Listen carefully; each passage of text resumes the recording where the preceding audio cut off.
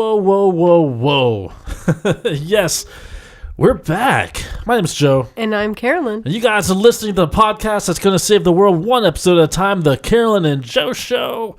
Yes, indeed, my name is Joe Carabeo. I'm a filmmaker, a photographer, a writer, and a musician. But today, I am what you call a podcaster. A podcaster. You know, like an iPod caster, I guess. It's so funny how that name kind of sticks around. And across from me, the voice you just heard is one of the greatest artists known to man, the creator of the Curls comic strip and Curls Studio, and a designer, one of the greatest minds ever that you'll ever see. Her name is Carolyn Belefski. What were you saying, Carolyn? Well, yeah. Hey, guys. Thanks for listening, first off. But podcasting and the iPod, like, it's just funny how, like... iPod. It's just funny how, like, that iPod sticks around, and it's like, I feel like Apple kind of created that word pod. Probably. But I don't know what the meaning is, because really it's just internet radio, right? And just so you guys know, we're dead center in the middle of Podcember. Podcember is something that the Carolyn and Joe Show has created, as far as we know, where we produce a new podcast episode every single day of the month of December, thus Podcember. And we are recording Podcember 19, right? 19. Wow. We are 19 into it. Brand new one every single day. And if you're on the Facebook Live, you can see us recording this thing. So if you have any questions or any time, just go ahead and post away or make any sort of comment that you'd ever want. How did they get to the Facebook Live? Is it under the Carolyn and Joe Show? No, it's under the Joe Carabeo one. But if you share it on yours, you can do it there. It's an exclusive thing. Exclusive. Yeah. Yeah, but definitely, we've had a good weekend. We're trying to decipher podcasting, how much Apple and all that control the whole entire world.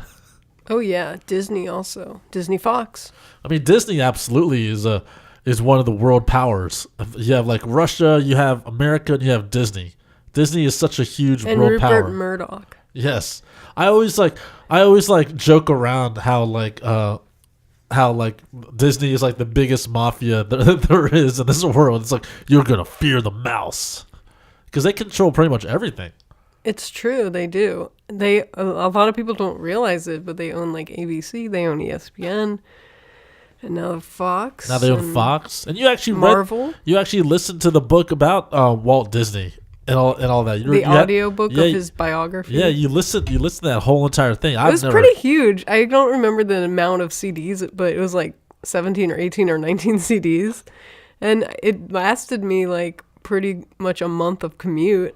Maybe not quite a month, but it was like a chunk of life. I remember you're joking around with the idea of like when we were hearing all about the Fox and the Disney merger, how like Disney pretty much can buy whatever they want from the look of that. So many people are excited about Disney when they bought Fox. That now means like, oh, they're going to have X-Men and all those Fantastic Four. They can show up in the Marvel Universe movies now. Mm-hmm. And then a lot of other people were saying like, yeah, that's great and all, but now they can control all of the media, all of the news media. So there's no real news media at all. We already knew that was coming. Like, I don't know why people are just catching on to this now, but I feel like it's been a known fact for a few decades. But like, I feel like since you read the description, I guess you listened to the book of Walt Disney. Would that be something reading? That you'd say, was that something that he had planned ahead of course? Was this whole Walt Disney's plan of world domination? I'm going to own the world. No, I don't think talking about that. You were saying, I don't think his goal was global media domination. I mean, I think he would probably think it's pretty fantastic where his company has gone. But I think in the beginning he had Oswald the Rabbit, which is basically a rabbit version of Mickey Mouse. And Mickey Mouse wasn't even called Mickey to begin with. It was called, I can't remember what it was, but it was some name that didn't sound as like jivey as Mickey Mouse with the MM, It was something totally different. But it was originally Oswald the Rabbit, and that was not very successful. But as soon as you change him to a mouse, I guess he's cool. So rabbits are not as good as mouses. Is what we came down to. I believe so. I mean, what exactly was Walt Disney's plan? Did he just want to do the cartoons, or he wanted to do the amusement parks and stuff like that? He wanted to do the cartoons originally, and then they were making Snow White and the Seven Dwarfs. He went through like a lot of pain with finances and trusting people that could not be trusted, and they kind of had a rough time going with getting the amount of money they need to make all these productions. And Walt Disney's brother Roy was very instrumental in helping him get the money. To the point where, like, Walt Disney was almost, I don't want to say it was a bad thing the way he was, but he was kind of a maniac in terms of... Walt Disney was a maniac? Yeah. I don't even remember how Walt Disney looked like. You remember he introduced some of the Wonderful World of Disney, or I guess some of that was Michael Eisner. Did he look like Did he look like? I'm trying to remember how Walt Disney actually. It's hard for me to sort of remember. I guess for some reason, like John Waters or something like that. That's what best describes him. I mean, we are a radio podcast. I don't really know exactly how to describe how he looked like, but he kind of had like it's actually pretty rough to describe the way he looked like. But pretty much when Walt Disney first started, he wanted to make the cartoons, right? And then he had the amusement parks at the same time. Well, he was making Snow White and the Seven Dwarfs, and first of all, just to get to that level was hard enough. Like, so many times, seriously, this is what I was thinking, like, as I was listening to the audiobook, which was an awesome audiobook. I don't really have the time to, like, sit down and read that thick of a book, but the audiobook was very helpful for me when I was commuting. And it was entertaining and delightful. It was pretty much fantastic. And just listening to all of his stories about the funding of the productions. Like the cartoons, was it really a challenge for him to get funding? Yes. And like, he was an independent company. I guess that was the only... Back then, they were all independent companies, well, back then, there was right? no big media. You know, there was nothing really, there was no template to really go on. You're sure they had Hollywood and such, but it wasn't I guess you had MGM back then. But especially for animation, like, there was no real big blueprint for them. There was a few other animated things going on, but it wasn't like a high-end production. But what was so crazy, so many times, like, I mentally was thinking to myself, I was like, just quit, Walt, just give it up. Why is that? His persistence was amazing, but so many times I was just like, oh my god, he's like financially in ruins. What was Walt's background though? Was he an artist? A writer? He was an artist. Did he go to art school? He was like a dreamer. Did he go to Cal Arts? He didn't. I don't think he did, but he helped set it up. Okay. But I don't think he went to college. I'm not like, again, like, I didn't memorize everything. Did he come from a farm? He seems like a guy that would have come from a farm. Yes, he was Midwestern, I believe, Missouri. And I'm making that up because I can't remember exactly. But he does have a town that he came from, and every year they do have a Disney Toon Fest. And if I remembered the name off the top of my head, I could tell you. But it is like kind of this small town, and he has hints of it in his work. Like the name of the town appears in certain things, and it's basically like, you know how Main Street is, if you've ever been to Walt Disney World or Walt Disneyland. Yeah. How there's like, the candy store and the barber shop and such like that, and it's like you're going down like this delightful land. Well, apparently he did base that off of his town. So like the small town that as soon as you walk into in Disneyland or Disney World, is sort of like that in essence captures the atmosphere of his small town, or small town how he visioned it. Yes, I'm looking him up real quick so I know what I'm talking about. And they made chocolate that you can watch like in the window. Yeah, it was, but it's almost like a glamorized version of like, oh, this is how childhood is. And I do remember also a story about him. They were talking about how I don't think his parents were very wealthy, and they were just scraping by and trying to make the most of it. It doesn't really feel like people back then were wealthy. I'm sure there were some people who were, that their families invented something and they were filthy rich, but I'm sure most families were not, but he was a paper boy. Was this during the time he was born? I'm looking this up on Wikipedia because I want to get some facts. And his middle name is Walking with Elias. His name is Elias? Walter Elias Disney. Which, by the way, Disney as a last name, that's a pretty good last name. That's the only Disney I know of. There can't be any other Disney. I mean, there has to be descendants. Like, what? I've never heard of anyone other than Walt Disney. Yeah, I've never heard of a Disney, like, in real life. Like, that doesn't even, like, if anything, I could have thought that was, like, made up. But, like, I guess they stopped it. It's a real name, but, yeah. So he was born, he's a December baby and a December birth. December 5th, 1901. So does that make him a Scorpio? You know what? He must have not, I don't know what sign he is. But he was deceased on December 15th, 1966. So correction about that. Maybe he did not introduce the wonderful world of Disney, because I thought that was Michael Eisner back in our day. But okay, so let's see if I can get into the nitty gritty about his life. What? Born in Chicago. Yes, he did have an early interest in drawing. He took art classes, and he got a job as a commercial illustrator. At age 18, he moved to California in the early 1920s with his brother, Roy. So Walt Disney did go to art school. It says he took art classes. Art classes, okay. Now, I don't think he went to like some fancy art school or such. He just learned. Was it more like a cartooning style? He did have a cartooning style, but because people these days base off of the Disney style. I wonder what he was trying to base his style off of. Have you heard of Ub Iwerks? Nope. Now, or is it? I don't know how to pronounce his actual name. It's Ub or Ub. His name is U.B. How would you pronounce that? U.B. Ub. Ube? Ub Iwerks? I don't know. Okay, Ub. Ube. Now this is something that's very controversial about Walt Disney that a lot of mainstream people have no idea about.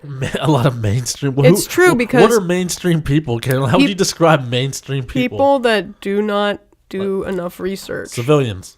So civilians. Now, if you're mainstream people, if you're okay, and I'm mispronouncing his name, so I don't know what that says about me, but I don't know every little detail. Ube? But what I'm getting at is that most people think that Walt Disney does everything. Yeah. They're like, oh, he drew it all. He's the man. He created all these characters and such. Yeah. Now, this Iwerks fellow, Disney, this is very interesting in the book because they totally just explain it great in such detail about how he meets this guy, and basically Disney realizes that this guy is a talent. Where does he meet this guy?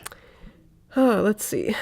Probably when they go to California. Did he already create the company of Disney? The whole time. He already had Disney, Disney Animation. Because that's his last name, right? Yeah. So he was like, okay, I want to start an animation company, or he wanted just to make cartoons. He wanted to make cartoons because he was enamored with the moving picture at that time. It was like, whoa, this is the new that's like the new thing. That's like AR now or something. Or AR's been around for a little bit, but VR. It's like VR or AR? Augmented reality, AR. Yeah.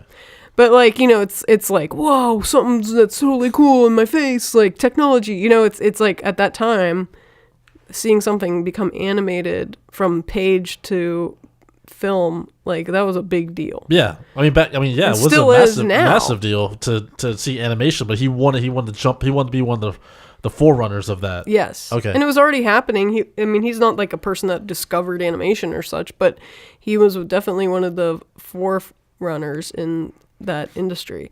So he discovers this talent, this Iwerks fellow, and they start working on stuff. Now, did it say how he met them? Did he just meet them in school, or did he meet them at a bar, or a Cal Arts Association? Let me see if it talks about that, because I don't know if it will be on his Wikipedia, because it's almost like, I think it's funny how now, if people mention it, it's like an obvious thing.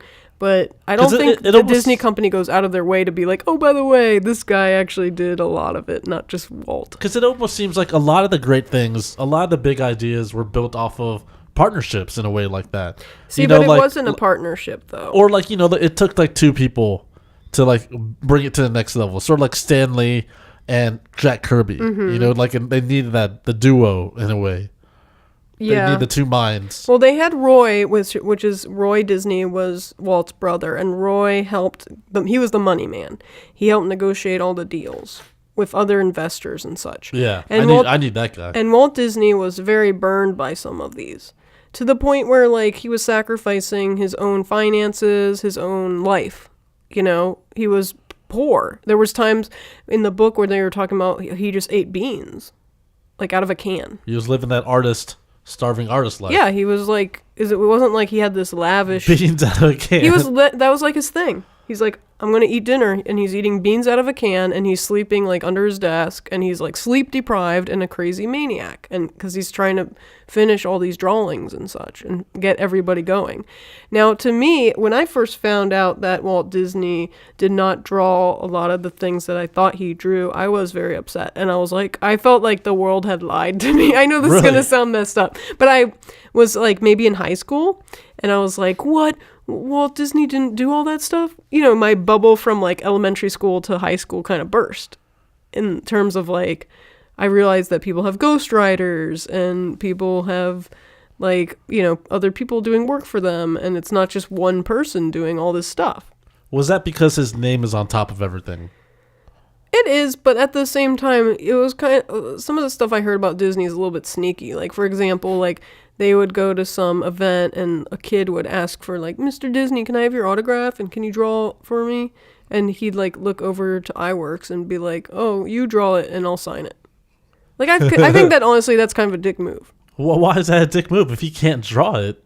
But he can draw it, but just not as good as the other guy. The other guy, apparently, he didn't want to, like, you know, like, destroy the persona. Maybe, but it is a little bit, it's a little questionable, because like, what if I had somebody that, like, I hired that draws, like, really better than me, but then they're drawing my characters, and then I'm just like, you draw it, but I'll sign it. Like, that's kind of dicky. You going to let the other guy sign it, too? The artist? No, he didn't let the other guy sign it. I'm just saying, and then I remember, like... He signed his name on top, too. But in the story, like, iWorks, I guess, like, started turning his back on Disney a little bit, and then iWorks actually opened up his own animation studio, which wasn't as successful, and then he ended up coming back to Disney. Did he have any other... Oh, so he came back? Okay. Yeah. It's like the John Frusciante.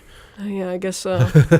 But it is kind of sad, because I feel like the iWorks family, I guess, has been trying a little bit to, like, get him some attention. But then also it's like, how can you beat Disney? Because Disney's like so huge, you know? But again, it's like that Stan Lee issue. Jack Kirby. Jack Kirby. But like what? It's a little bit like what did that. iWorks do though? What exactly did iWorks do? He drew like everything. But he drew it. And also did he design fast. it? But did he design and create the characters and stuff? See, now I can't tell you exactly what each person because with Jack Kirby, but... Jack Kirby and Stan Lee, Jack Kirby actually co-created and created the idea of those characters. Okay, now when you go to, I'm trying to figure out how to pronounce his name. iWorks. I don't know. Because also anyway. So it says he created Oswald the Lucky Rabbit and Mickey Mouse with Walt Disney. So did he? So I mean, who has the claim for that? You know what I mean? Like, I just feel did he create Mickey Mouse? Did he just draw Mickey Mouse and then Walt Disney took it? No, I think Walt. This is my humble opinion. Not like I was there, but I think Walt did the initial stuff. He was like, "Oh, here's a mouse," and then iWorks like made it better. Because that's what, if you think that's what they did with Matt Groening's Simpsons. Well, that's what Tim Burton does. You know, Tim Burton will draw something and then they'll take the design team and make it into something better. I mean, I guess that's what you kind of have to do if it's at that higher level. But I just feel like iWorks did a lot that isn't really credited for, and Disney's name is like so huge, and then iWorks no one knows who iWorks is. But it is Disney's company, though. It is his name is the company. This is how I came to a realization after me being so upset about it in high school. I took a few years to mull it over, and then a few years. Yes, because it was very like eye-opening for me at that age to be like, what? He didn't do all this stuff? Like, because I had him draw every single panel of every single page of the cartoon. I had him perched up high in my head to be like, Disney. Like, you know how when you're in elementary school, so many, and also this is like the time period where like you have Aladdin, Beauty and the Beast, The Little Mermaid. But he didn't even touch those. No, I know that. I know that. But in my head, I was like so obsessed with the Disney brand, the Disney name. Like, it was like in my mind. People still are. But in my mind, I'm like, I want to be an animator there. Like at that time, I was just like, I'm like, oh, Disney, like, is everything, you know, Disney's life. And then like Disney's life. But I am not like one of those people that's like a member of D23 and all this crazy stuff. But and I don't need to like go to the Disney Channel store and spend like thousands of dollars every time I go there. The Disney Channel store or the Disney store. I don't know if it's the Disney Channel store. Whatever, the Disney store. You know how there's some people though that they're like huge Disney fans, and like you see, I can point them out. There's a whole entire society. I can point them out. Like they have like grown adults that are wearing like Winnie the Pooh shit. Even Alexa Bliss from WWE is a huge Disney fan, and they have like stuffed animals of the Disney characters in their car and stuff like that. Okay, I'm not at that level, but cool to the people who are. But what I'm getting at is that like I at one point in my life was like very into like wanting to work for Disney. Like that was like, oh man, I need to work for Disney. And I still would love to as well. Want to get that Disney money? Not just the money, but just like it's like, damn, you're at Disney. You know, it's Disney. It's it's the pinnacle. Who doesn't know the name Disney? That's amazing too. Like knowing that he came from like nothing to make where the company is at right now. Like anyway, let's get back to what's your question? Well, what was the last project he actually worked on? Because it started with what? Disney started with what project? Snow White. So Snow White, and then what was his Mickey? Then what was his last? Because Mickey wasn't really a big draw though, wasn't? Mickey Mouse wasn't really like he may have been the first cartoon, but it wasn't like the big smash hit. I feel like it was successful. But it didn't like... The movies, I feel like, is the one that sets it off. Yeah, the movies. I mean, definitely Snow White. He wanted to do a lot of fairy tales, you know? You said he died like in the 60s, right? No, he died pretty early in his life. So he was like in his 60s when he died. Well, then it got taken over. Disney got taken over by... What happened after that? Probably by Roy, and then... Who's Roy? Roy Disney, his brother. Oh, the Money Man. Oh, his brother took over. Okay, yeah, I guess. The Money Man. Now, they also went on to the Michael Eisner era, which I was familiar with in the 90s. And what era is that? What happened during that time? Like Little Mermaid, Beauty and the Beast. Oh, so that was like another resurgence then, because I don't remember what was going on with Disney before the Little Mermaid. I mean, Little Mermaid like broke. That was like Little Mermaid for me was like second grade. That thing, they're showing that thing in classrooms. Yeah, they had a big resurgence of those films, but yes, was Disney like on the down like before Little Mermaid? They did go through some ups and downs. They made Snow White and the Seven Dwarfs, and Walt Disney was into that production, but I heard that I guess the production was just so crazy, like people just working crazy hours, like working really hard and like on nothing, like on a shoestring, you know, and trying to make this fantastic film for at that time. That was like such a huge deal. But Walt started to lose interest in it. And he started to like build a train like around his house and stuff. Like he's like, I'm bored. What are you gonna do, Walt? I think I'm gonna make a train. I'll build a train. So like he started getting into the amusement parks, being like, well, if I have this at my house, but I can make like a whole land. Like I can make Disneyland. So he was like, I got a train. Oh, you can make So I think the monorail. He just started getting into like trains and like space and stuff, and just like. I like that. It's like I feel like I wonder what happens when you do have like a big success. If I ever became like a billionaire because of one project, and they're like, now you don't even have to work, Joe. You can do whatever you want in your whole entire life. What do you want to do? Maybe it's about time I think about going into space. I mean, that's who's that Musk guy? Musburger. Something Musk. I don't know. Elton Musk or something. Something Musk is like he's all into like going into outer space right now, and he's like a gazillionaire. So during that time, after he had a hard time, Walt had the calamity with making the movies. He wanted to settle back and make it a bigger venture. So here's just some features. So we have Snow White and the Seven Dwarfs was 1937. I mean, that's a pretty crazy film for 1937. That's a long time, man. That's a long time ago. Look at this. Fantasia and Pinocchio were both 1940. Dumbo, 1941, and Bambi, 1942. So they're having like a movie out every year during that time period. Then they had Cinderella, was 1950, and Mary Poppins was 1964. Mary Poppins was a live action, though, right? There was some animation in there because remember the penguins they danced with. Remember the penguins. Dance with the penguins. So in the 50s, Disney expanded his amusement park industry. That was his main focus, In correct? 1955, he opened Disneyland. Now, another fact that I learned from the book that I did not know anywhere else is that Monsanto They put in a lot of money to help create the original Disneyland. Who's Monsanto? Monsanto is a company that people are upset about right now because they put bad things in the food to help it grow. They put all these chemicals in like cornfields, like and steroids and stuff like that. I guess so. I don't know. But Monsanto was one of the first investors. But they were in Disneyland. So because they wanted to plant their food in there. I guess so. I don't know the full details. Use the Disney money. They were investing in the Disney brand from a very early time, and I did learn that from that book. I mean, and then Disney gets really excited about planning like all these. He was involved in planning the Moscow Fair in 1959, 1960 Winter Olympics, 1964 New York World's Fair. It seems like he was very like this mastermind of being like, let's do all these crazy things. I think it's amazing though. It's like because that was like the beginning of like that level of amusement park. Were there other amusement parks around during that time? Because like I feel like if you think about Disney World, Disneyland, Disney, it's like pretty much.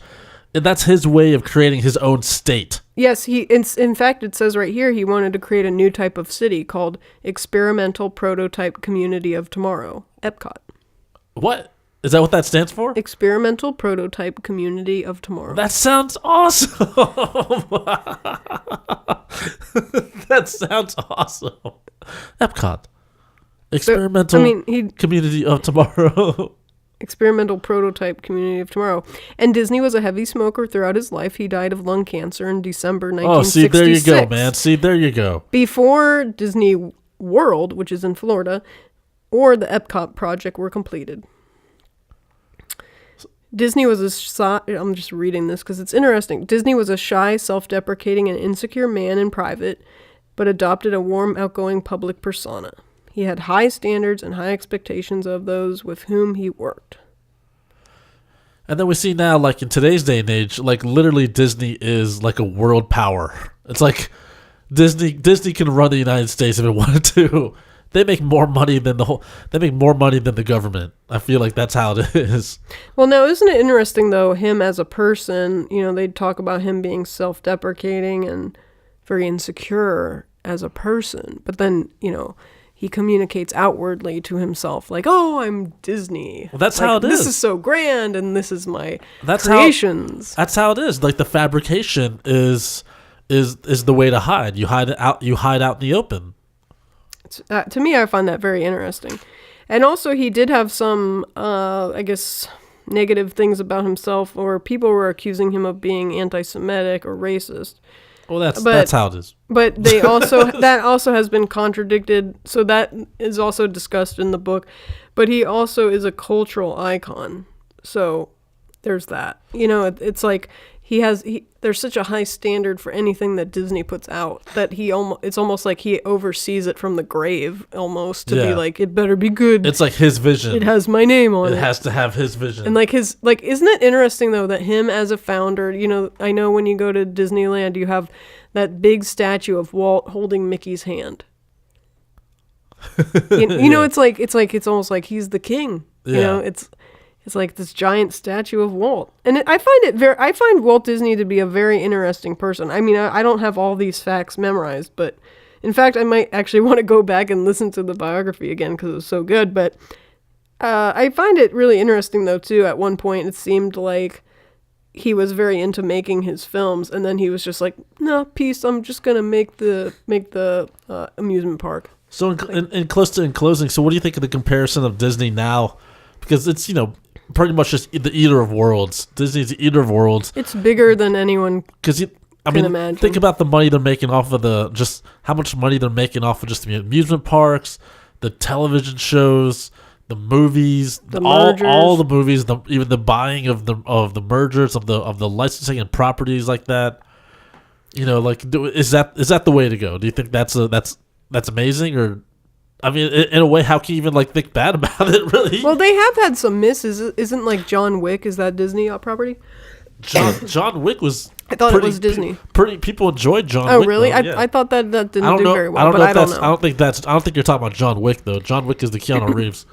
Oh, maybe I'm thinking of something else. I think you're talking about John Carter. Oh, John Carter. Didn't that not do very well and that was Disney? So they have had some misses. Yeah, but that was That was like that's like 10 years ago. Well, then they had a resurgence even with Pixar. Well, think about you got Toy Story. Yeah, the Pixar stuff, gold. Marvel stuff, gold. You know what I mean? All this stuff, they just money everywhere. There's bazillion Star Wars stuff, gold.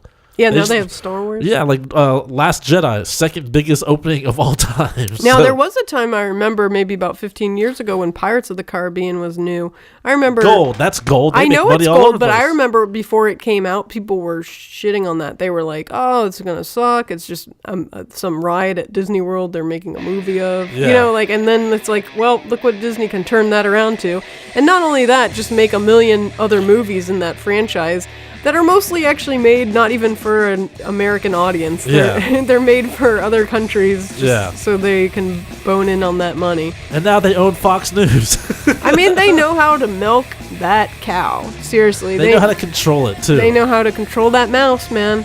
The mouse controls all. The mouse money. I mean, I would say like the last time I went to Disneyland, it was very enjoyable. And I tried to fight it at first because I was like, well, I'm more of a Warner Brothers type. But then I was like, well, Disney is pretty cool. Warner Brothers doesn't have an amusement park like this. That's what happened. See, they beat you down, man. I'm like, man, Six Flags. You're like, there's so many princesses here. I'm like, since Six Flags with Bugs Bunny has like nothing going on it compared to Disneyland. Well, that's how they get you. They get you with the smiles. Remember you went to Cartoon Land and you're like, this is amazing. Is that what they call it? Cartoon? Or Cartoon Town? Toontown?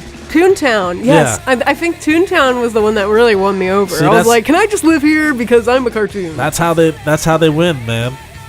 The mouse always wins. No matter what, the mouse always wins.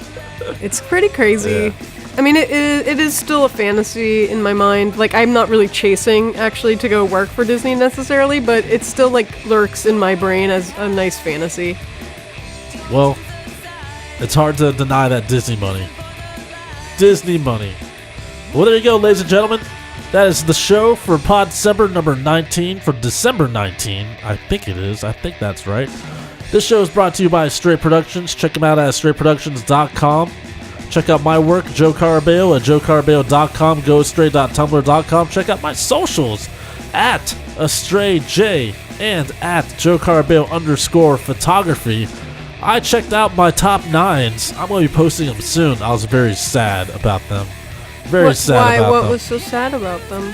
Another episode. Maybe we'll talk about it tomorrow. We'll talk about it another time. What do you got, Carolyn? Hey guys, I do have a website. It is www.carolynbelefski.com. I'm on the socials. My handle is also at Carolyn Belefski. I'm on Twitter. I'm on Instagram. Check out all my stuff. I got some cool comics, designs, and illustrations for you to look at. And browse my portfolio. Say hi. I'm out there. And of course, this show is brought to you by...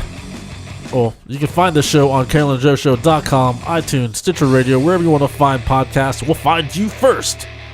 We'll find you first. And of course, the song you're listening to in the background, the theme of the Carolyn and Joe Show, Run by Monday Mistress. Check him out, MondayMistress.com, iTunes, CD Baby, on Amazon. Download the song Run. Download the whole entire album. It's just $9.99, I think. $10. $10. Put that money in my hand. And of course, as always, my name is Joe. And I'm Carolyn. Be excellent to each other. You're bona fide. See you tomorrow.